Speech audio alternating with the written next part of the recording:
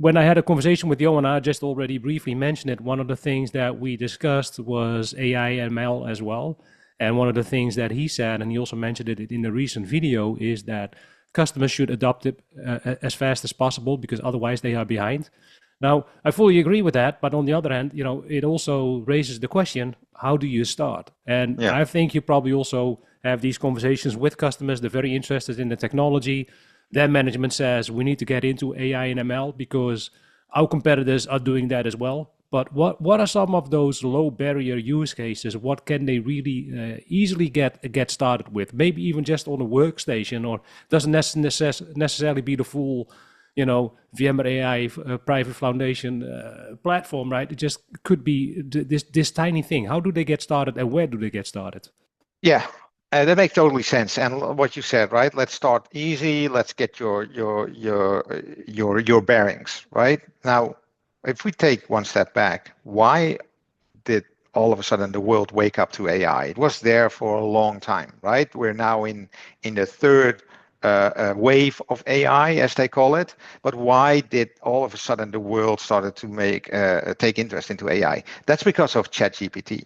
That's because they created a UI in front of a AI service that allowed us to use natural language to interact with data.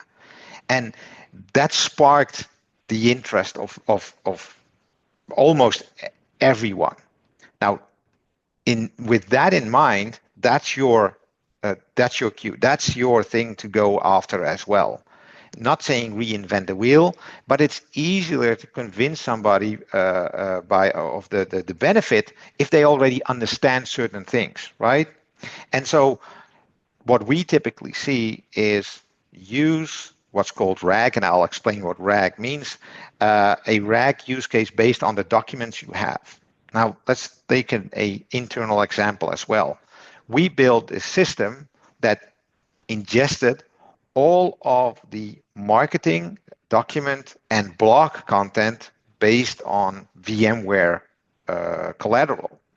And so we created this ingestion system that looked at all of these sources, data sources, and we put them in to our system. And so everybody internally can ask questions about particular functionality, like what's new in VCF 5.2, what's new in the upcoming VCF, that's internal, of course, all of these things without going to Google, without going to a bunch of external sources. Go to Yellowbricks, go to Cormac Hogan, go to William Lamb, all of these things. It's all in one place.